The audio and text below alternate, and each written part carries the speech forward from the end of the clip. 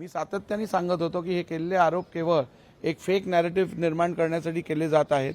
कोर्टाने writ petition reject करून सांगितलं आहे की आरोनी केलेली कारवाई योग्य होती आणि नियमानुसार होती। जर का निवडणुकीचे अर्ज वेळेत दाखल करता आले नव्हते तर त्यासाठी आरो जबाबदार नाही आहेत। त्यानंतर इलेक्शन कमिशननी पण सांगितलं सगळे पुरावे तपासून स्पष्ट होतं की विधानसभा अध्यक्षांनी केलेली कारवाई ही कुठच्याही प्रकारे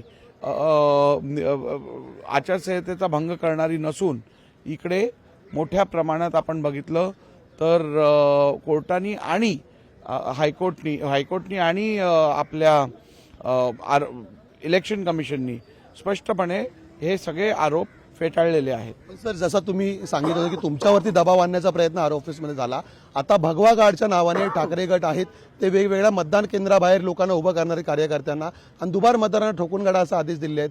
हे दबावाचं राजकारण दिसतंय का? जे लोकशाही विश्वास ठेवतात ते कधी दबावाचं राजकारण किंवा हिंसाचाराचं पुरस्कृत करणार नाहीत, हिंसाचाराला सपोर्ट करणार नाहीत। ही दुर्दैवी बाब आहे की हिंसाचाराची गोष्टी राजकीय पक्ष करतात।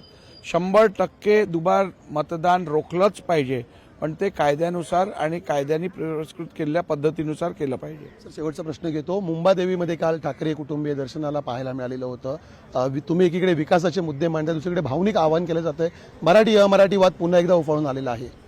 बिलकुल नाही, मुंबईत फक्त विकास हा एकच मुद्दा चालणार आहे।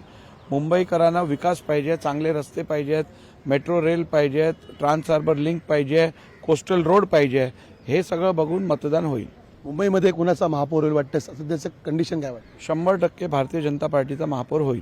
धन्यवाद। एकंदरीतच राजकारण आहे ते विकासाचं चालेल, कुठल्याही प्रकारे भावनिक राजकारण आहे ते या ठिकाणी चालणार नाही आणि महापौर आहे तो भाजपचाच होईल असं आता पुन्हा एकदा राहुल नार्वेकर यांनी सांगितलेलं आहे। कॅमेरामन आदित्य देसाईसह मी चेतन नावरे, मुंबई।